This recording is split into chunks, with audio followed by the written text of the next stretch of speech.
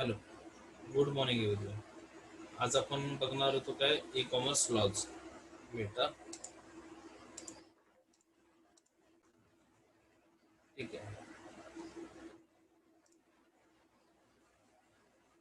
Today E commerce lodge मध्ये बघूया. Today e commerce has become a integral part of everyday life.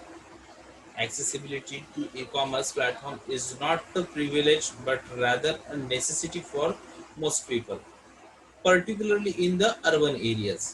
There are alternative commerce platform available instead of the traditional physical platform for almost every aspects of our lives, starting from purchasing of everyday household items to online brokerage and so on. This penetration of internet coupled with the increasing confidence of the internet users to purchase online has led to an enormous enormous growth in the e-commerce space, with increasing number of customers registered on e-commerce website and purchasing product through the use of mobile phones. काय म्हटलंय की e commerce हा सध्या काय झालेला आहे की आपल्या रेग्युलर लाईफ मधलाच एक पार्ट झालेला आहे. आणि दुसरी गोष्ट की ई कॉमर्स जरी आपला अधिकार नसला तरी ई कॉमर्स आपली गरज आहे. खास करून कुठे आपल्यासारखे इथे खास करून अर्बन एरियामध्ये. कारण सिटीमध्ये आता लोकांना बऱ्याचशे जर तुम्ही मुंबईतल्या वगैरे एरिया बघताय की इथे काय होतं की अ, लोकांना वेळ नसतो अजिबात. खूप घाईक आहेत. मग अशा वेळेस लोकांना एखाद्या ठिकाणी मार्केटमध्ये जाऊन एखादी गोष्ट आणायची म्हणजे त्यासाठी खूप वेळ द्यावा लागतो. ई कॉमर्स मुळे काय झाले, फार इझी झाले की जस्ट ग्रोसरी जरी तुम्हाला लागली तरी तुम्ही ऑनलाईन ऑर्डर केला ते तुमच्या घरपोच येते. तुम्हाला जायची गरज पडत नाही कोणत्याही ठिकाणी. सो यामुळे ई कॉमर्सचा जो ट्रेंड आहे तो भरपूर वाढलेला आहे. आता काय झालं की आपला लाईफची प्रत्येक गोष्ट स्टार्ट सुद्धा ई कॉमर्स पासून होते आणि एंड सुद्धा ई कॉमर्स पर्यंत होते. आज प्रत्येकाकडे स्मार्टफोन असल्यामुळे प्रत्येक जण ई कॉमर्सचा यूज करायला लागला. सो थोडक्यात काय ते ई कॉमर्स यूज आहे तो सध्याच्या परिस्थितीमध्ये खूप वाढला आहे आणि त्याला कारण आहे रजिस्ट्रेशन सुद्धा. ई कॉमर्स रजिस्ट्रेशन सुद्धा खूप मोठ्या प्रमाणात वाढले आणि त्याला कारण आहे mobile phones. Then, the rapid pace of growth of the e-commerce industry is not only indicative of the increasing respectiveness of the public, but has also brought to the fore the issues that the legal system of the country has been faced with.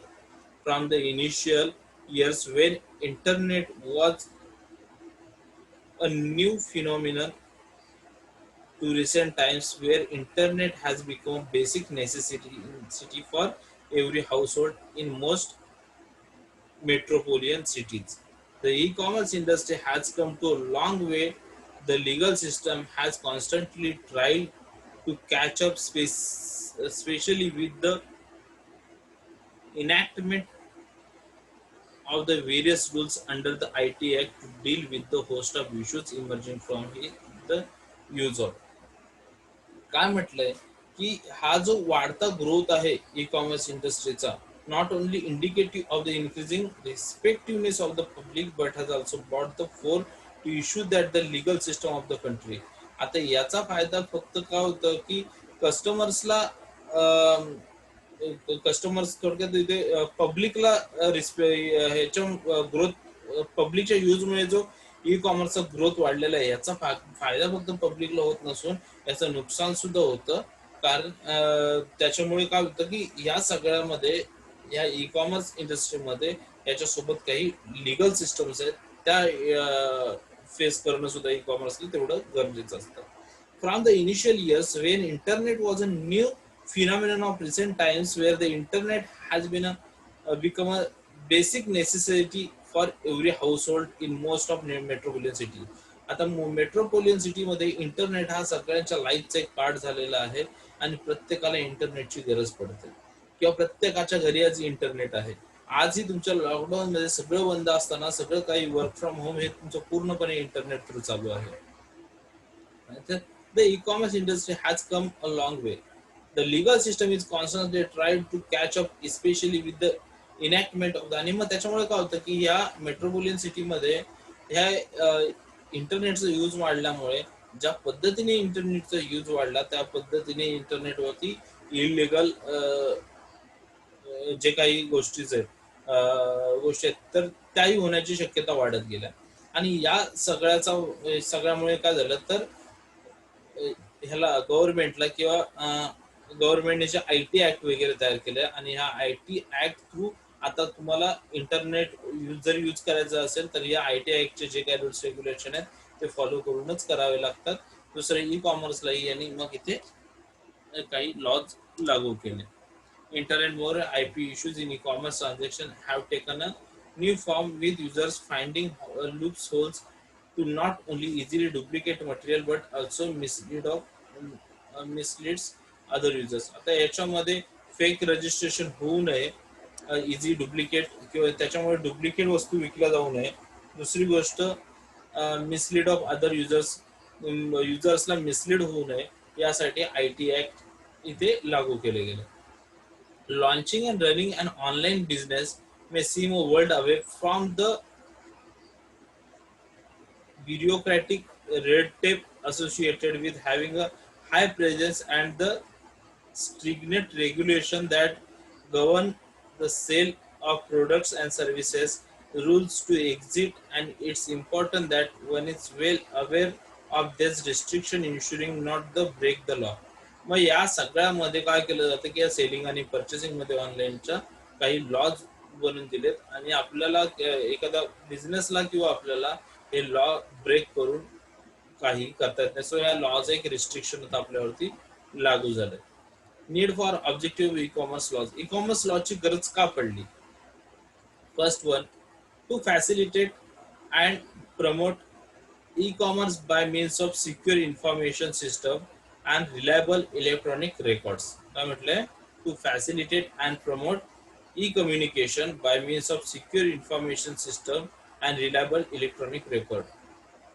तुम्हाला promote E communication, तुमचं communication जे आहे ते secure व्हावं, secure information system and reliable electronic record, आणि तुमचे electronic record आहेत ते सिक्युअर राहावेत यासाठी पहिला ऑब्जेक्टिव्ह हा आहे त्याचा. Then second, the eliminate the barriers in e commerce relating from uncertainties over writing and signature requirement. The eliminate the barriers in e-commerce relating from uncertainty.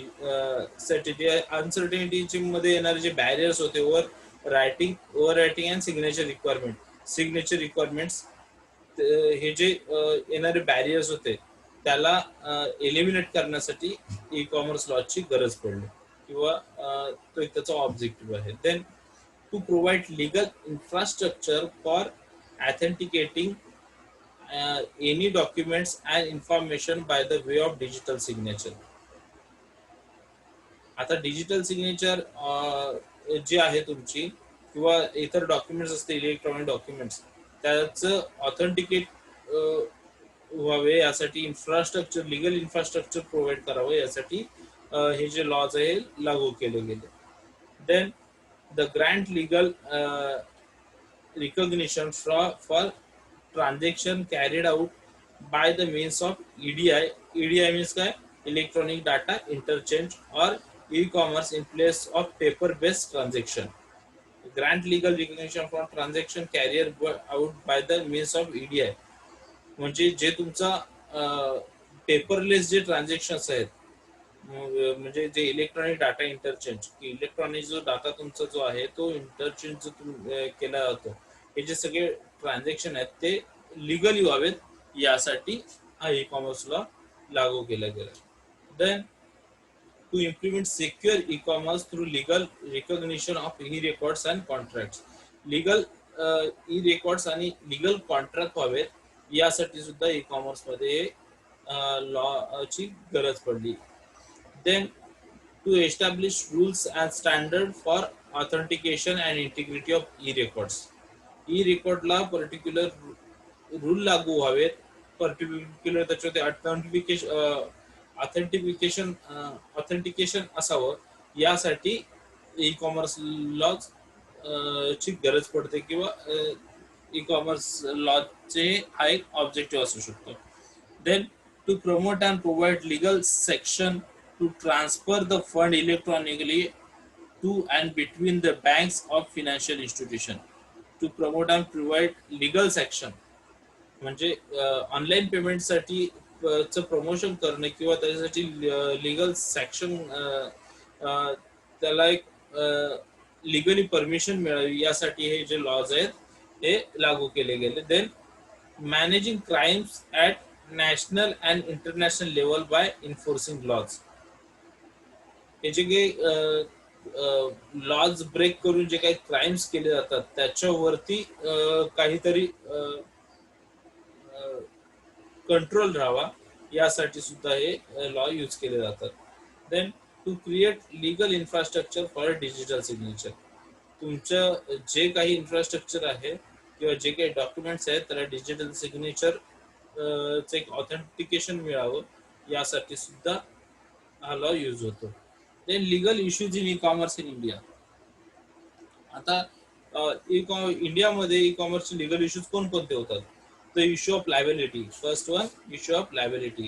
When a product is bought over the internet and is found to be a defective, the liability becomes an issue. Who is liable and for what reason is a big question. If the product does not fulfill the expectations of the customers and on the contrary causes an injury, the resulting damage leads to uh, litigation. Each entity involved the process in potential vulnerable to a legal action.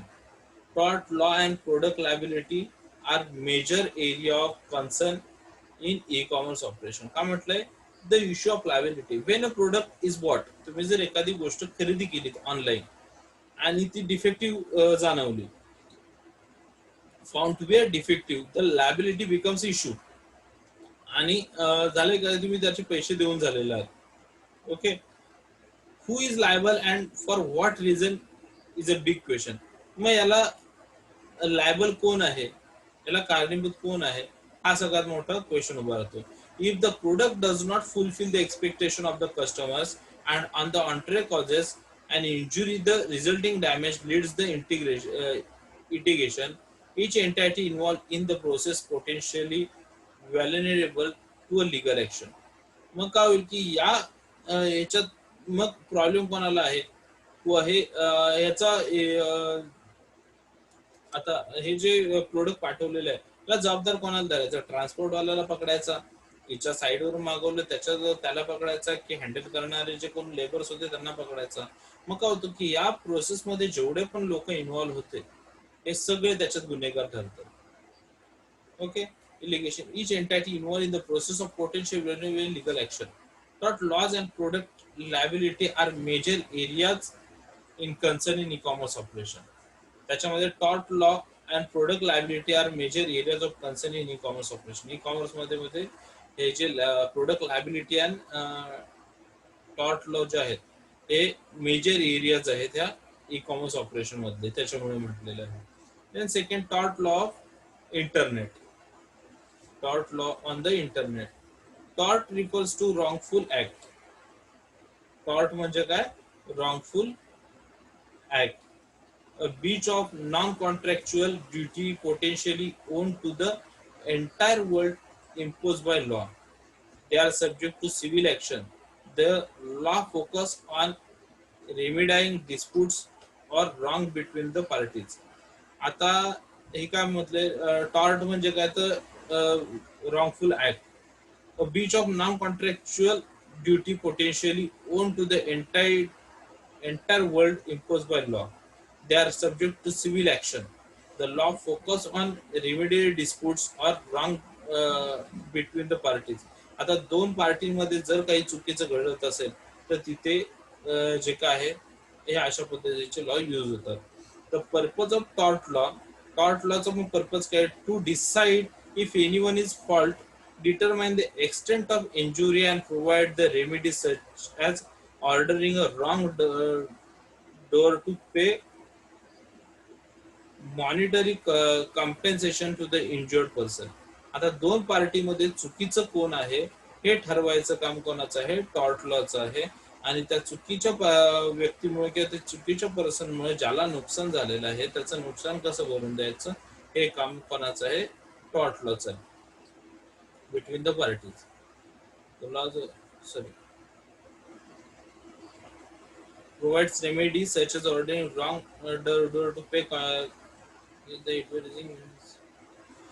Then most of the cases in the tort law related to fraud. मग tort law मध्ये कोणकोणत्या cases येतात, तर fraud, negligence, false advertising, mis misrepresentation and trademark violations. आता याच्यामध्ये मग example काय घेऊ शकतो, जसं सॅमसंगचे जे प्रोडक्ट आहेत हे तुम्ही विकत घेताय, बऱ्याच वेळा सॅमसंगच्या ऐवजी सॅमसंग म्हणून एक येतं बघा, SAMSUNG येतं, त्याच्याऐवजी SUM आणि सॅमसंगच्याच नावावरती ते प्रोडक्ट विकले जातात. सो अशा वेळेस जे आहेत म्हणजे जे ट्रेडमार्क व्हायोलेशन म्हटलं जातं की त्याचा ट्रेडमार्क यूज करून जे विकले जातात, सो अशा पद्धतीचे फ्रॉड आहेत ते इथे या लॉ मध्ये येतात, कव्हर होतात टॉर्ट लॉ मध्ये. Than fraud is intent to deceive. It occurs when an adverse material fact of the product is known in advance and it told to the customers at the time of purchase, covered up the sale in the sale.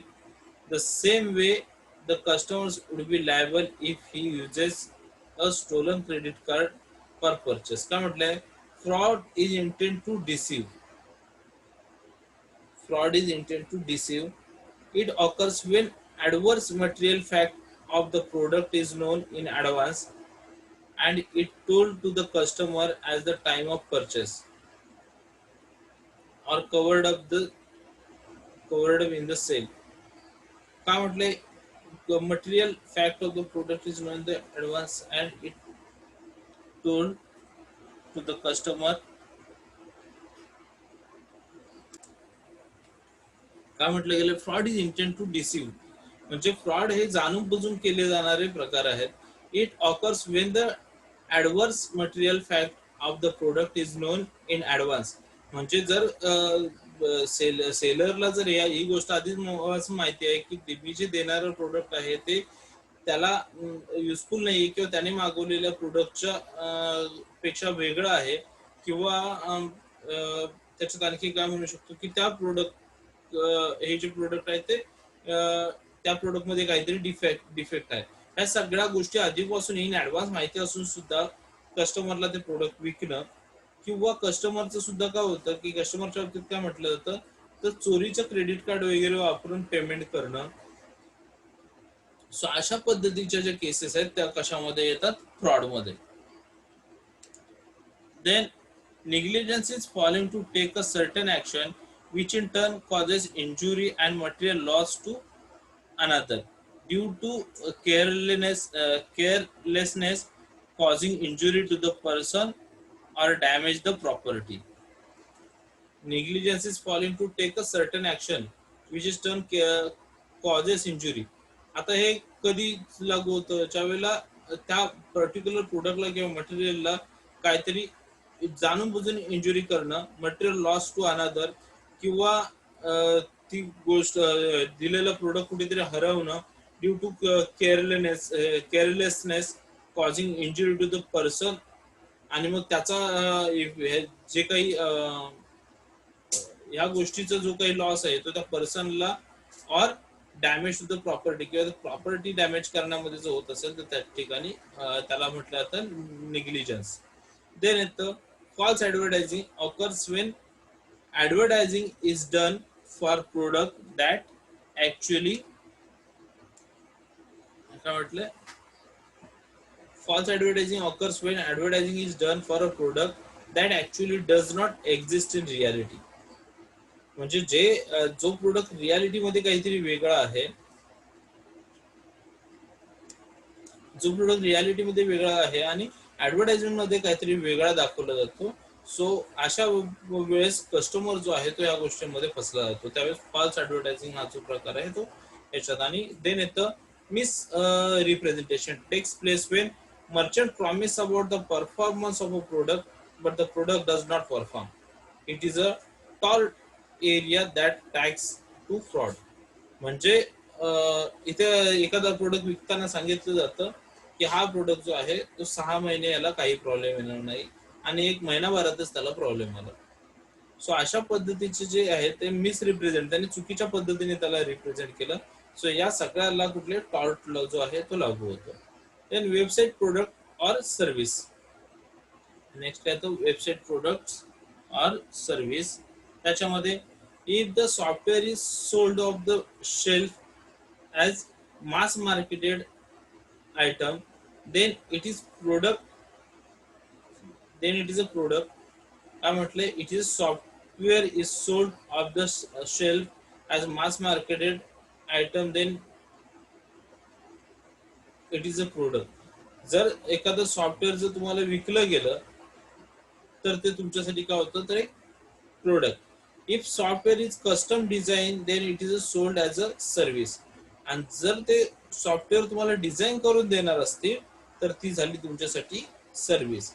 Also, custom design software that affects a large number of customers can be treated as a product. आता जे custom design software आहे, जे त्याने design केलेलं software आहे, ते खूप त्याच्यासाठी खूप साऱ्या कस्टमर्सला जर ते ऑफर करणार असेल, जे देणार असेल, तर त्याच्यासाठी प्रोडक्ट ठरतो, treated as a product. The sale of product will sold under the sale of goods act. आता जो हा प्रोडक्ट ज्या वेळेला सेल केला जातो तेव्हा तो कोणत्या ऍक्ट अंडर सेल केला जातो, sale of goods act. With implied condition and warranties and the sale of service will be govern by the Indian contract act. आणि मग with implied condition and warranties, मग त्याच्या कंडिशन्स आणि warranties कुठे कशानुसार ठरलेले असतात, governed by the Indian contract act. Indian contract act through त्याच्या वॉरंटीज अँड कंडिशन ठरवले जातात. It is a website. If the website is product, the claimant does not have to prove that website is negligent to hold the developers liable. If the website is service, the contract law of the state is applicable. It is recommended by the legal expert to treat the website as a service in order to avoid strict liability associated with the product. If the website or product the claimant does not have proof that website is negligent to hold the developer liable.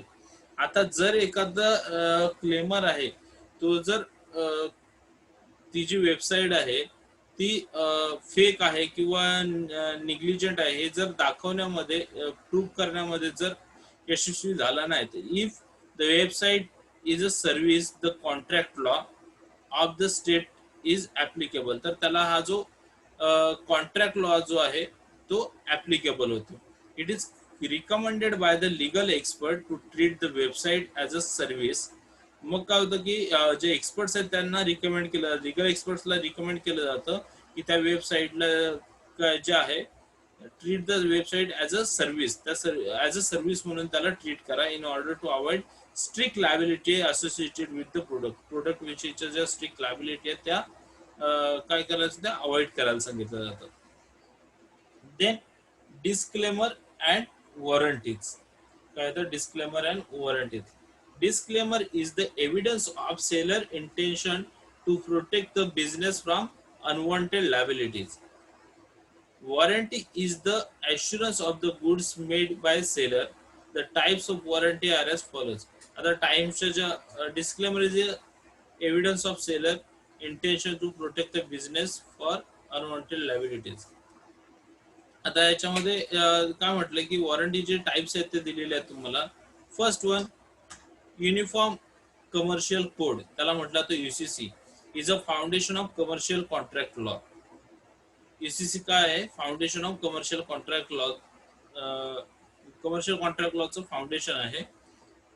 It governs commercial transaction computers contract in the form of warranties that are provided under the UCC. It governs commercial transaction computer contracts. आता ज्या computer contract जे आहेत, commercial computer contract जे आहेत, त्या ठिकाणी contract in the form of warranties, की जिथे वॉरंटी दिली जाते त्या ठिकाणी हा जो लॉ आहे युनिफॉर्म कमर्शियल कोड हा लागू होतो. Then express warranty is a warranty in oral और written form given by the maker of the product. Product बनवणाऱ्याने ओरली किंवा रिटर्न जी काही वॉरंटी दिली जाते ती येते एक्सप्रेस वॉरंटी अंडर येते, त्याला म्हटलं तर express warranty. Then implied warranty arise out of the sale automatically on the assumption that the product will perform what it actually supposed to do. Implied warranty arises out of the sale automatically on the assumption that the product will perform that is actually supposed to do.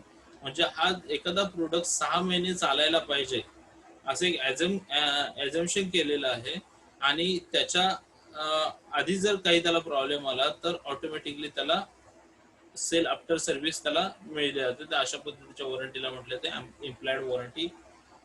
Then intellectual property, copyrights, trademark and trade names. याच्यामध्ये आधी आपण बघूयात copyrights. It is the ownership of original work created by author. It is applicable to books, articles, and software programs.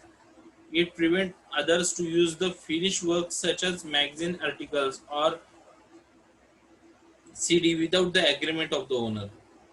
There are various areas of work that covers copyright protection, such as uh, dramatic work, pictorial graphics, literacy work, musical work, uh,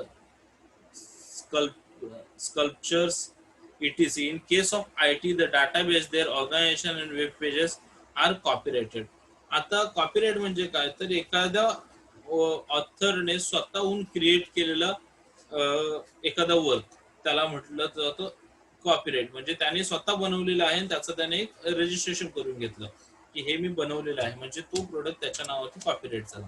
आता किंवा ती service किंवा ते work त्याच्या नावावर copyright झालं.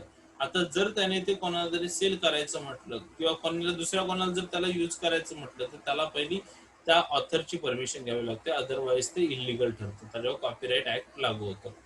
Then येतं trademark. when a company uses a particular mark, logo, word or symbol to distinguish one product from the other in the market, it becomes a trademark. It means registration of the company's trademark name so that other cannot the use same. The website owner wants to use the logo trademark of the third party of the website, and the agreement should grant the website owner a limited right to use such trademarks and logos. आता trademark म्हणजे काय, ते एखाद्या कंपनीने बनवलेला त्यांचा slogan असेल, logo असेल किंवा सिम्बॉल असेल, तो त्यांच्या कंपनीचा ब्रँड म्हणून ते यूज केले जातात. आता हा जर ट्रेडमार्क दुसरा कोणी यूज केला तर तो ट्रेडमार्क ऍक्ट थ्रू चुकीचा ठरतो किंवा त्याच्यावरती केस होऊ शकते. एका कंपनीने एखादं नाव जर कंपनीला दिलं तर सेम नाव दुसरी कंपनी देऊ शकत नाही, कारण त्याचं ट्रेडमार्क ऑलरेडी त्या कंपनीच्या नावावरती रजिस्टर असतं. देन येतं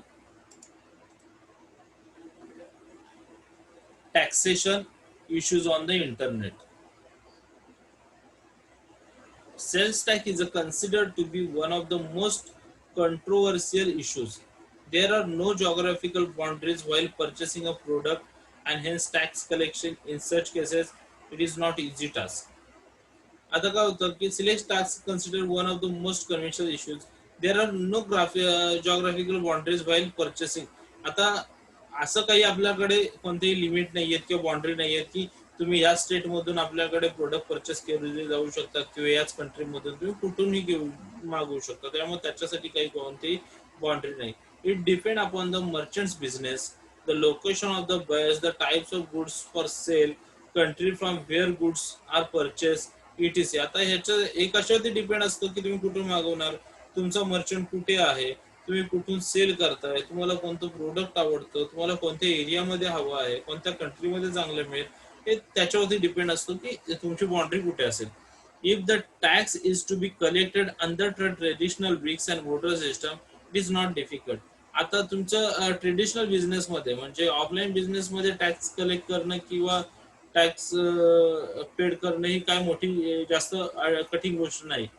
but as it related to particular state and comes under the jurisdiction of the local or state laws. Moreover, the online rules of taxation and sales tax differ from country to country. आणि मग हे जे online rules for taxation and sales tax, मग ज्यावेळेला तुम्ही online काहीतरी purchase करताय तर त्याच्यावरती जे रूल्स लागू होतात तो कुठले ते country to country taxation sales tax जे आहेत ते लागू केले जातात. Then domain name dispute. Initially domain नेमवर were assigned on first come first serve basis, but as a result of the companies used to register those domain names which were of no use to them and later used to sell them off to concerned person at exorbitant rates. Domain name disputes are of the types of cyber squatting, keywording, cyber piracy, etc. For resolving domain name disputes, compare the date of claimer of the disputes, first use a trademark or the effective date of validate trademark registration. आता domain जे आहेत ते तुम्हाला विकत घ्यावे लागतात. मग ह्याचा डोमेनचं हे कसं आहे की जो पहिला येईल फर्स्ट येईल त्याला पहिला डोमेन मिळेल. मग जर सपोज एखादा डोमेन मला त्यांनी विकला deepcomputers.com म्हणून, ओके, आणि तो डोमेन आता मला युजेबल नाहीये किंवा मला त्याच्या तो आता मी यूज करणार नाही, तर सेम डोमेन मी दुसऱ्याला देऊ शकतो. पण दिल्याच्या नंतर मग याच्यावरती जर बऱ्याच वेळा काय होतं की दिल्याच्या नंतर पुन्हा मग कुठेतरी तुम्ही त्याला यूज करता आणि तिकडे त्याचा यूज होतो, मग त्यावेळेस हे डोमेन नेम डिस्प्यूट जे आहेत तो क्रिएट होतो. Then web linking disputes. The unique benefit of the internet is the hypertext that makes it possible to link a next image or any file from one page to another. The jumping from one site to another must seek permission from the website to which it wishes to link. This type of disputes include the following. आता काय म्हटलंय, the unique benefit of the internet is the hypertext that makes it is possible to link a text, image or any file from one page to another. The jumping from one site to another must seek permission from the website. आता एखाद्या वेबसाईटला website बनवली, त्या website वरती तुम्ही जर hyper link through एखादी link दिलीत विदाऊट त्या वेबसाईटच्या परमिशन, की तिथे क्लिक करायचं तर त्या वेबसाईटवरून डायरेक्टली तुमच्या वेबसाईटला जात असेल तर विदाऊट परमिशन, तर अशा वेळेस ज्या आहेत ह्या वेब लिंकिंग डिस्प्यूट्स क्रिएट होतात. This types of disputes include following. या टाईपच्या डिस्प्यूट्समध्ये एक फॉलोविंग जे आहेत या गोष्टी इन्क्लूड होतात. ते giving a refers of the link site without the permission of owner. ओनरच्या परमिशन शिवाय तुम्ही त्याचा रेफरन्स दिलाय. Then downloading information from link sites without the permission of owner.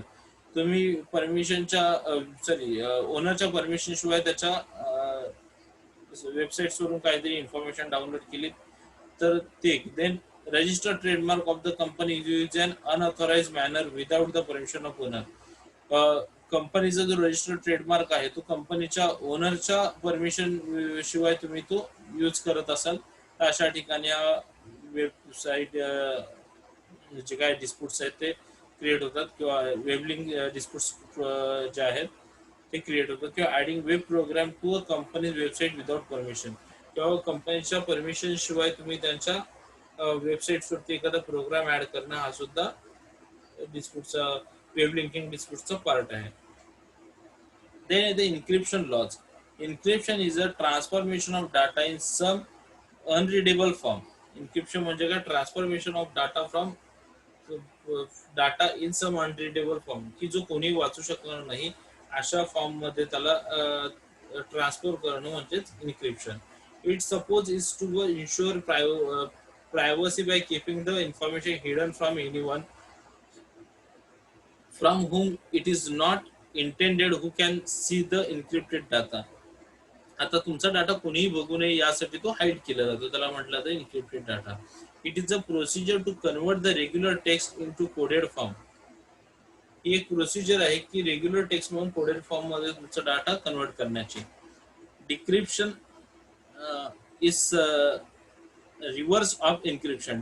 Decryption हे इन्क्रिप्शनच्या विरुद्ध आहे.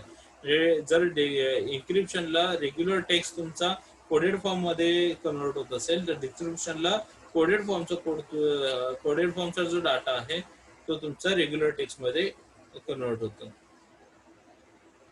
Then which refers to transformation of the encrypted data back into some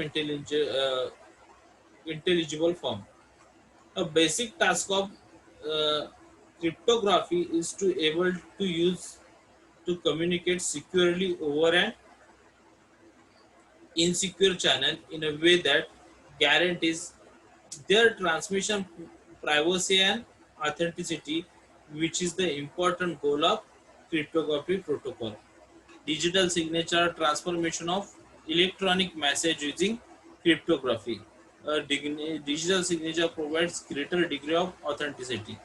The basic task of cryptography is enable the users to communicate securely over an insecure channel in a way that guarantees their transmission privacy and authenticity, which is the important goal of cryptography protocol. Cryptography म्हणजे काय, तर communicate सिक्युअरली over अन insecure channel. Insecure channel वरून सिक्युअरली communicate करणं हा crypto याला म्हटलं तर cryptography. आणि या जे तुमचा डाटा जो आहे किंवा तुमचं कम्युनिकेशन आहे ते privacy transmission privacy and authenticity आणि तो प्रायव्हेटली किंवा सिक्युअरली ट्रान्समिट व्हावं याची गॅरंटी जी दिली जाते त्याला म्हटलं तर cryptography protocol. Digital signature are transformation of electronic message.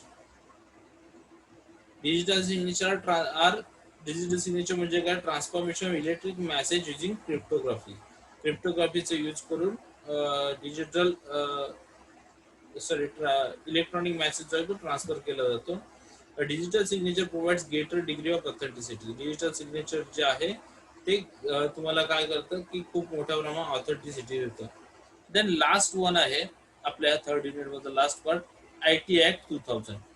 Information technology is one of the most important law entering to the Indian cyber laws. It was passed in year 2000. हा जो law आहे तो कधी पास झाला, 2000 मध्ये, and come in to force with effect from, आणि त्याचा effect कधीपासून स्टार्ट झाला, 17 ऑक्टोबर 2000, 17 ऑक्टोबर 2000 पासून तो रिअल मध्ये त्याचा जो काही इफेक्ट सुरू झाला.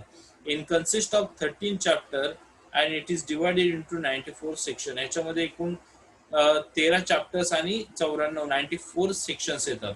सम chapters relate to the digital signature and other pertains to offences and penalties.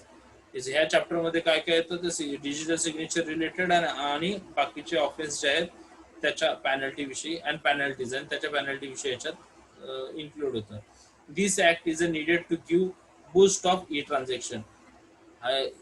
या ह्याची गरज का होती तर हा ई कॉमर्सला किंवा ई ट्रान्झॅक्शनला बूस्ट देण्याचं काम किंवा उपयोगी हा ऍक्ट येतो.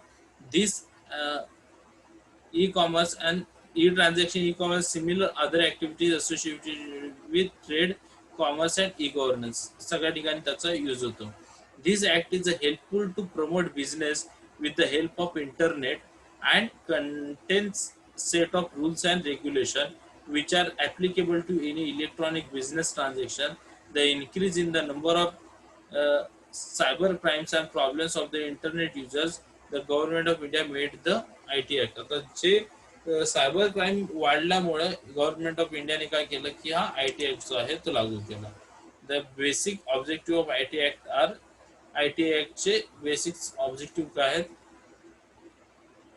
To give legal recognition to digital signature for accepting any agreement via computer. To give legal recognition to digital signature for accepting any agreement via computer. Computer through कोणतीही agreement accept करताना digital सिग्नेचरची जे काय आहे ते recognise करणं गरजेचं आहे.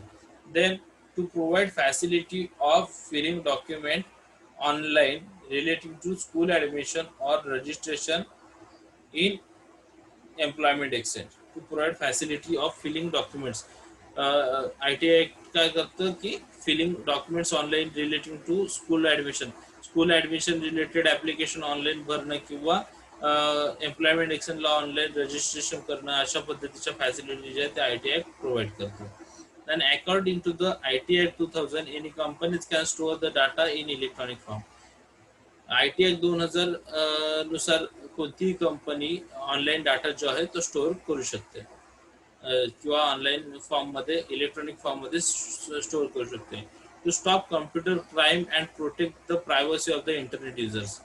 कम्प्युटर क्राईम कमी करणे आणि कम्प्युटर युजर्सला प्रायव्हसी किंवा प्रायव्हसी देण्याचं काम प्रायव्हसी देता यावं यासाठी हा ऍक्ट गरजेचा आहे किंवा याचा यूज केला जातो. To give legal recognition to for keeping books of accounts by bankers and other companies in electric form. To give legal recognition for आता तुमच्या ऑनलाईन जे इलेक्ट्रॉनिक फॉर्म ऑनलाईन जो फिनान्शियल ट्रान्झॅक्शन आहेत किंवा बुक्स ऑफ अकाउंट आहे जे online पद्धतीने electronic form मध्ये व्यवस्थित रेकॉर्ड करून ठेवण्यासाठी हा फॉर्म गरजेचा किंवा हा ऍक्ट गरजेचा ठरतो. It make more power to IPO, RBI and Indian Evidence Act for restricting electronic crimes. IPO, RBI आणि Indian evidence act for restricting electronic crime. So electronic crime रोखण्यासाठी जे IBI किंवा IPO किंवा RBI किंवा Indian evidence ऍक्टने जे काही restriction दिलेले आहेत त्याला टू मेक मोर पॉवर त्याला एक पॉवर देण्याचं काम कोण करतं. सो हा IT ऍक्ट करतो. सो इथे आपला आता 3rd युनिट संपलेला आहे. पहिले 3 क्वेश्चन जे आहेत explain the issues relating to privacy and security in business. Second, what do you mean by electronic payment system, explain its features. Third, discuss the advantages and drawbacks of electronic payment systems. हे 3 question जे आहेत ते तुमच्या असाइनमेंटला घ्या आणि ज्या लोकांनी अजून माझे रेकॉर्ड आहेत ज्या लोकांनी अजून पहिली दुसऱ्या युनिटचे असाइनमेंट दिलेले नाहीत मी मेंटेन ठेवतोय. तुमच्या इंटरनल लॉसला तुम्ही जबाबदार असाल कारण असाइनमेंटला इंटरनल मार्क्स असतात. तुम्ही जे मला असाइनमेंट सबमिट केलं नाहीत तुमचा लॉस आहे. आता तुमचं FYSY नाहीये तुम्ही TYला आहात. सिरियसनेस तुम्हाला आला पाहिजे. ओके, हे पहिले 3 क्वेश्चन लक्षात ठेवा. पहिले 3 क्वेश्चन जे आहेत तुमचे हे तुम्हाला असाइनमेंट मध्ये राहणार आहेत. ओके, आपण थांबूयात आता. काही क्वेरी असतील ते विचारा मला.